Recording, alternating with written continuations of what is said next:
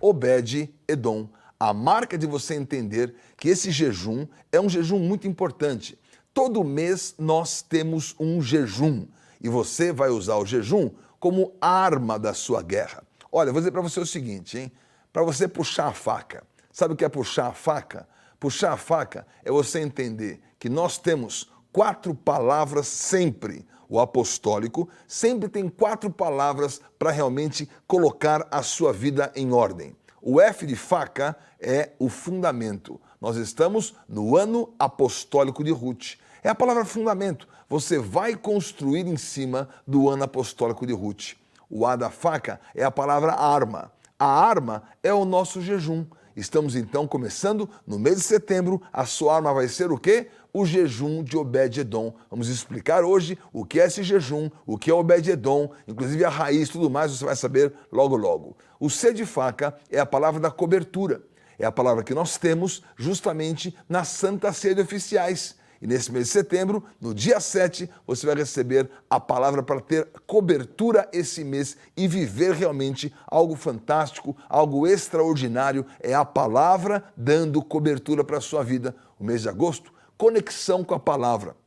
O apóstolo começou ministrando que existiam cabos bons e cabos ruins. Eu joguei o que eu joguei de cabo ruim fora nesse mês, viu? Que não colocava você na carga, mas agora, mês de setembro, você vai viver essa vitória. E o A, final de faca, é a palavra do altar, a palavra que você tem de ativação. Nós estamos vivendo justamente a semana da chama acesa. Na semana que vem, uma outra palavra que vai ser sempre anunciada para você estar coberto. Por isso, hoje começa o jejum. Bispo, eu nunca jejuei. Então você começa hoje. Estamos jejuando café. E esse jejum de Obed-Edom vai ser algo maravilhoso, transformando a sua vida, porque você vai trazer a arca para casa. Vamos então agora entender o que é Obed-Edom. Vamos então à nossa raiz da palavra.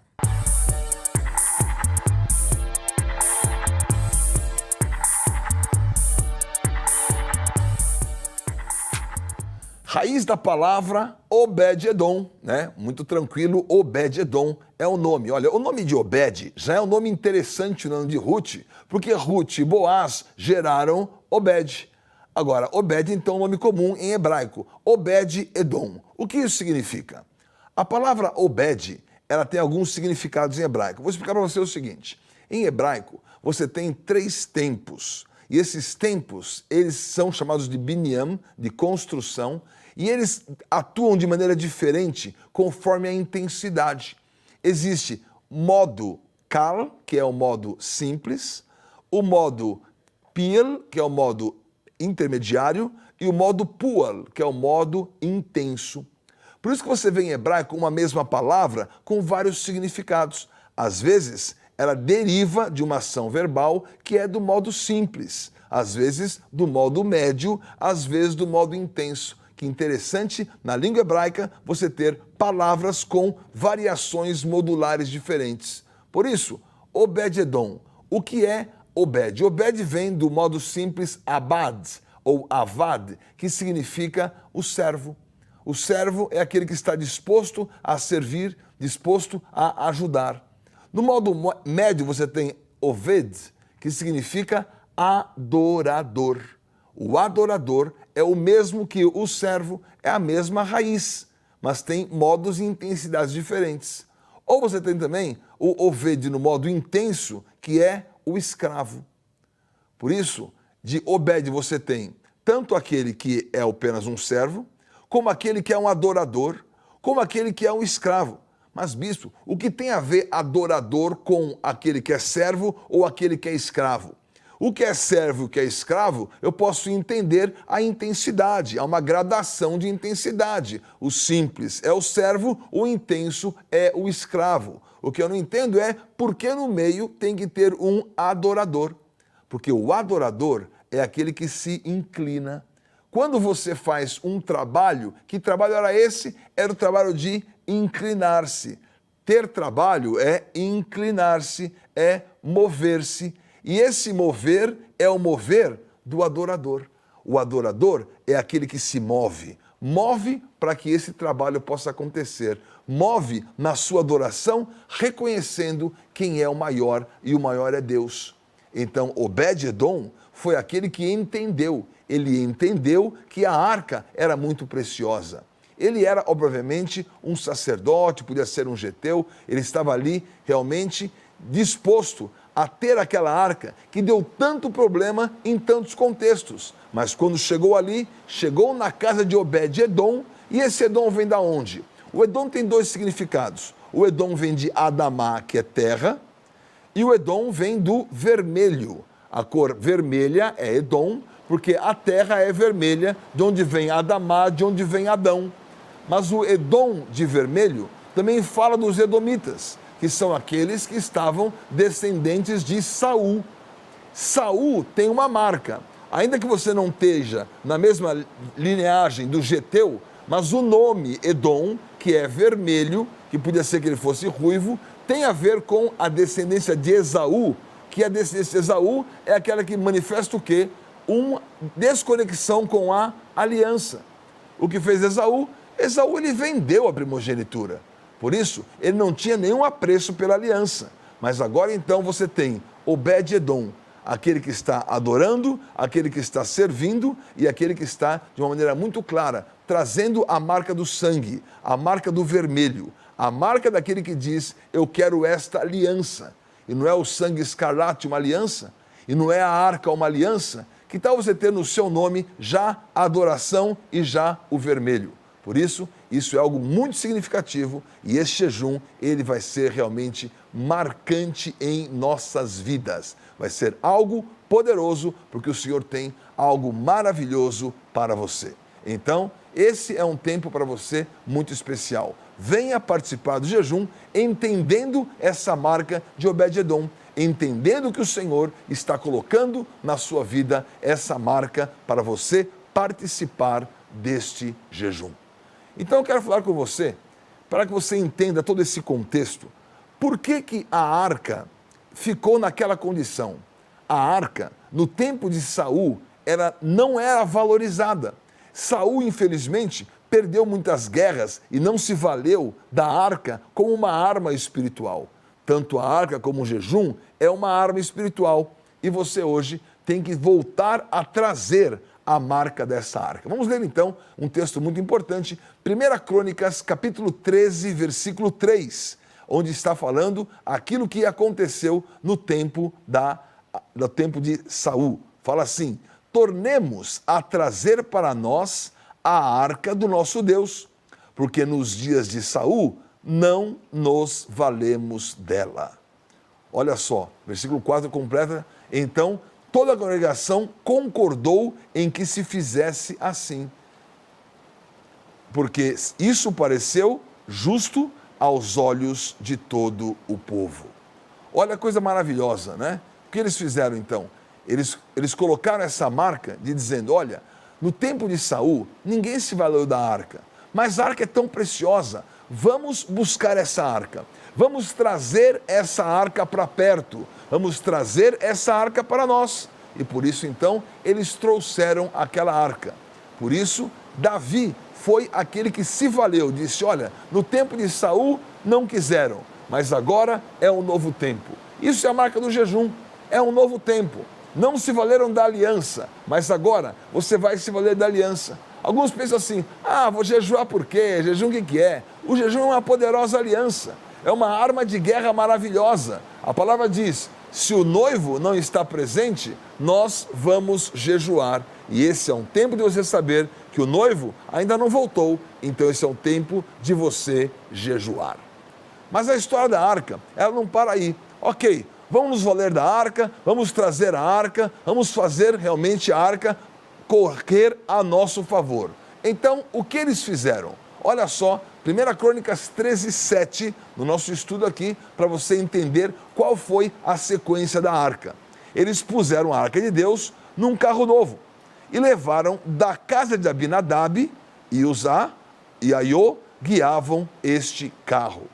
Davi e todo Israel alegravam-se perante Deus com todo o seu empenho, em cânticos, com harpas, com alaúdes, com tamboris, com símbolos e com trombetas.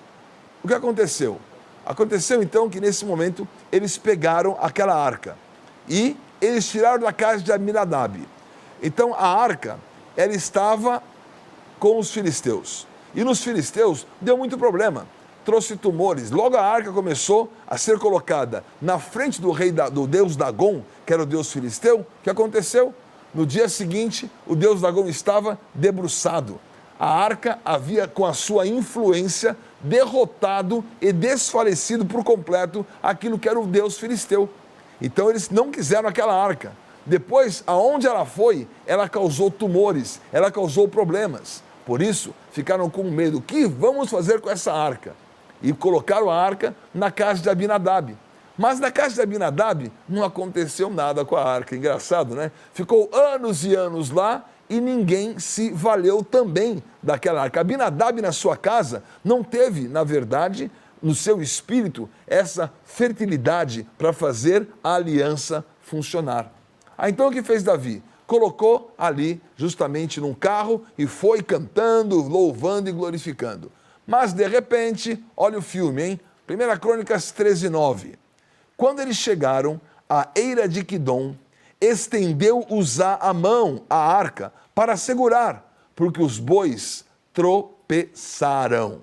Então a ira do Senhor se acendeu contra Uzá e o feriu por ter estendido a mão à arca e morreu ali perante Deus. Desgostou-se Davi porque o Senhor irrompera contra Uzá, pelo que chamou aquele lugar Pérez Uzá até o dia de hoje. Olha só, que coisa incrível, né? Todo mundo feliz. A arca estava num carro, o carro estava novo, os bois estavam lá, os bois estavam puxando, Davi glorificando, todo mundo cantando, uma festa incrível. De repente, o boi tropeça. O que significa esse tropeço do boi? O tropeço do boi, o boi é a obra. A obra pode sofrer tropeços, mas a aliança do Senhor está ali e Uzá disse, vai cair.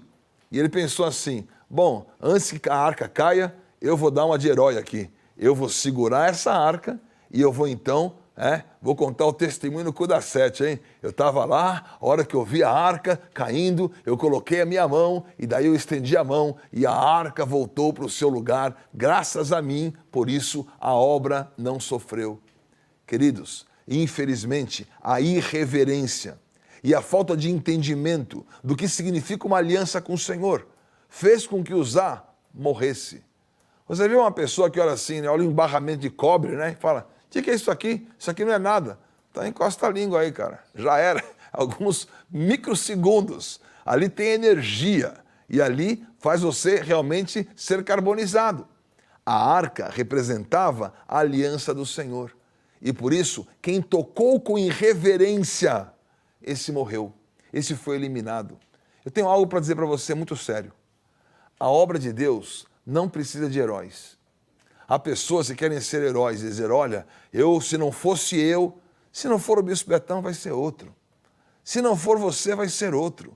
A obra vai ser feita sem heróis, mas com aqueles que com reverência têm um chamado e cumprem esse chamado e avançam neste chamado. Por isso, aquele que hoje quer ser herói, sabe o que vai acontecer com ele? Amanhã ele vai ser vítima.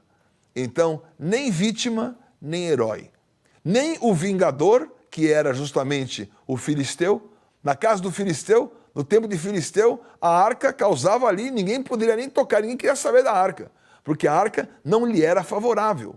Então, no ambiente que você não entende, você não consegue aproveitar. No ambiente onde você não tem reverência, aquilo não vale por você. Mas hoje, esse jejum e esse tempo, um tempo maravilhoso, referência de como você vai tratar a aliança e como essa aliança vai ser maravilhosa, verdadeira e poderosa em todas as áreas da sua vida. Mas ficou a dúvida, né? Davi pensou, e agora? Ficou aquele tempo na casa de Abinadab, ficou no tempo dos filisteus, essa arca dá problema, eu quero trazer a arca, o que eu vou fazer para trazer essa arca para a casa do Senhor? Ele tinha aquela situação, ele não sabia como ele ia tratar aquele assunto. Então, 1 Crônicas 13:12 fala o seguinte: temeu Davi a Deus naquele dia e disse: como trarei a mim a arca de Deus? Olha só, então Davi, ele não trouxe a arca para si na cidade de Davi. Então, o que fez Davi? É o versículo 13 que fala que ele levou a arca, não para sua cidade, mas fez levar à casa de Obed-Edom, o Geteu. A Bíblia não diz, né? Então fala assim no versículo 14, assim ficou a arca de Deus com a família de Obed-Edom 3 meses em sua casa. E aconteceu, o Senhor abençoou a casa de Obed-Edom e tudo o que ele tinha. Olha que coisa maravilhosa. Davi não sabia o que fazer. A arca estava ali. É mais ou menos como uma situação aí colocada num acidente, né? Colocou a mão ali, morreu, ficou ali, chamou a federal, chamou a perícia.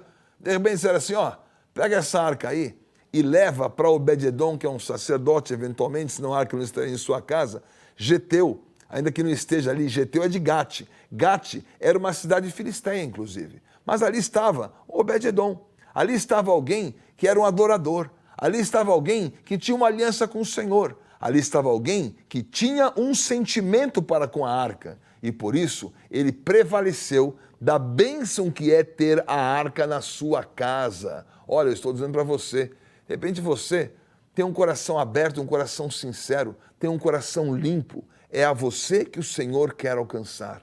É o seu coração que deseja ter uma experiência com o Senhor.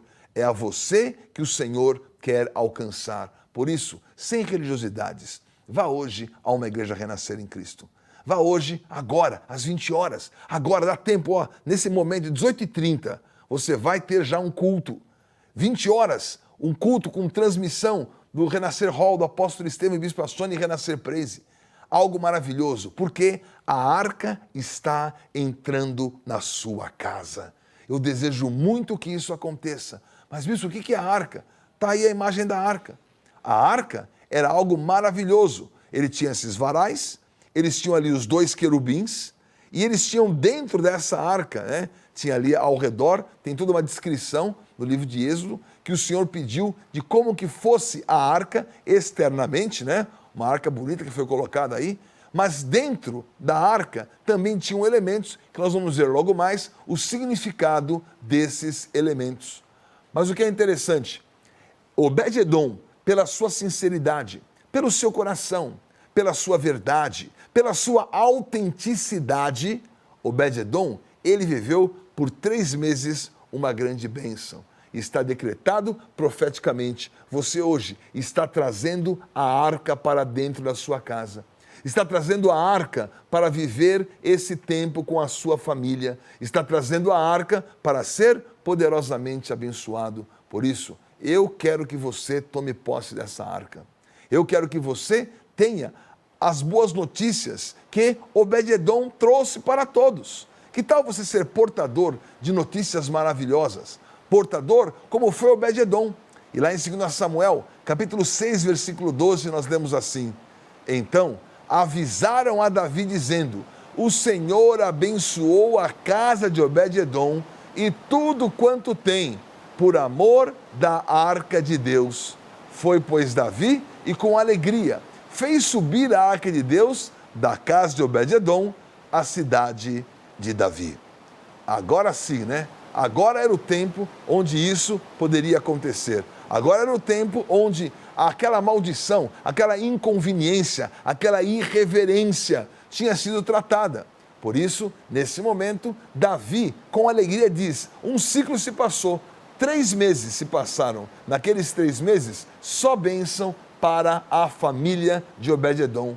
E você vai ter, nesses 3 meses, bênçãos poderosas na sua vida. O Senhor vai colocar esse tempo e esse poder. É o mês de setembro, outubro, novembro, preparados para ter um dezembro maravilhoso e saber que o Senhor vai encerrar esse ciclo com você, celebrando a arca na sua casa. A bênção do Senhor trazendo diferença em todos os cenários na sua vida. E Davi, então, segue feliz. E o que ele faz? Olha que interessante foi a jornada dessa arca da casa de Obed-edom até a cidade de Davi, até Jerusalém. Veja só, 2 Samuel, capítulo 6, versículo 13, fala assim: sucedeu que quando os que levavam a arca do Senhor tinham dado 6 passos, sacrificava a ele bois e carneiros cevados.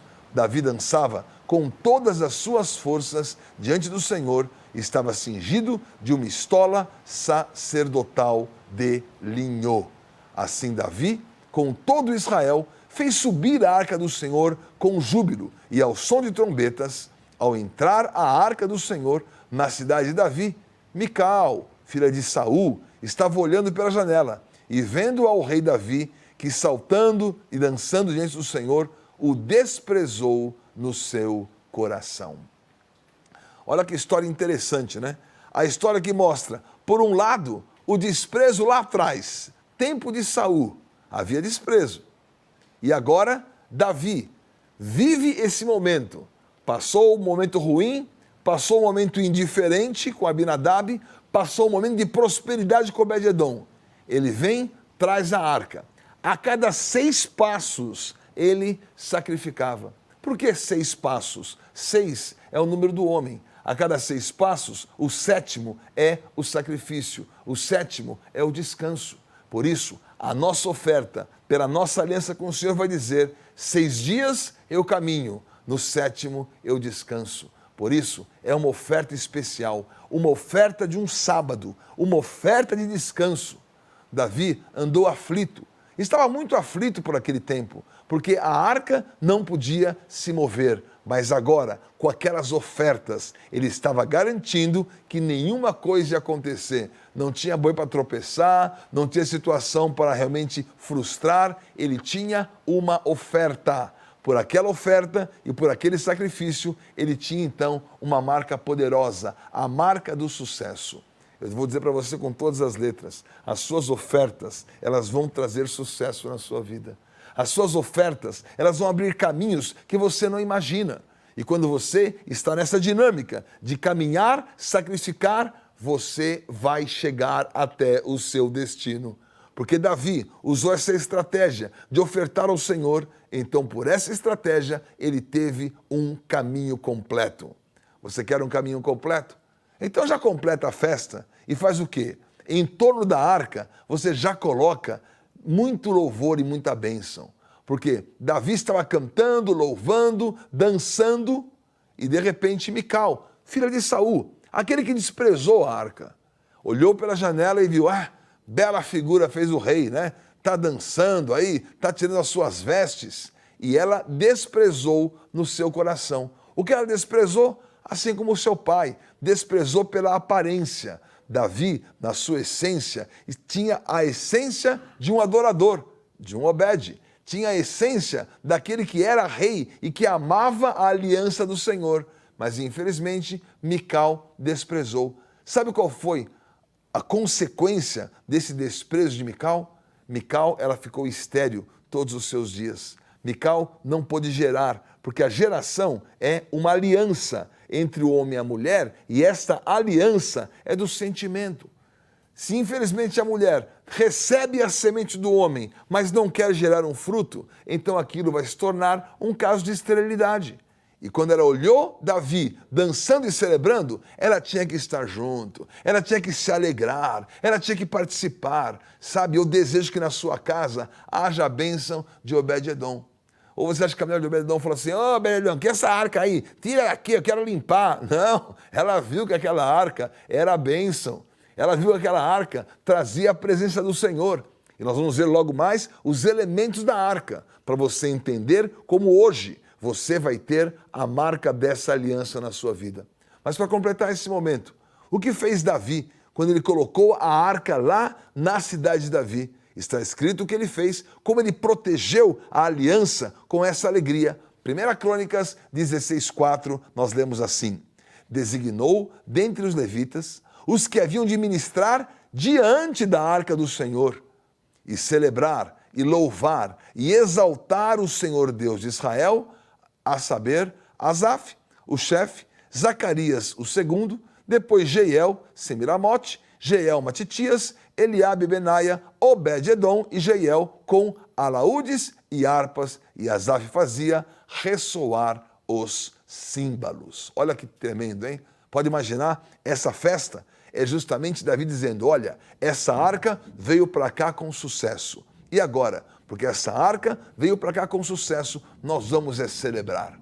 Eu sempre digo, nós podemos não ser grandes celebridades, mas seremos sempre grandes celebradores. Vamos celebrar. Esse jejum é uma celebração. Esse é um tempo onde a sua vida vai ter tanta alegria, porque eu tenho a presença do Senhor. Vai ter tanta alegria, porque a arca está de volta. Vai ter tanta alegria, porque o Senhor visitou o seu povo e deu para Obed-edom essa bênção de 3 meses e está entregando para você, neste jejum, essa bênção igualmente. Por isso, eu vou me alegrar e isto vai ser festa para todos nós.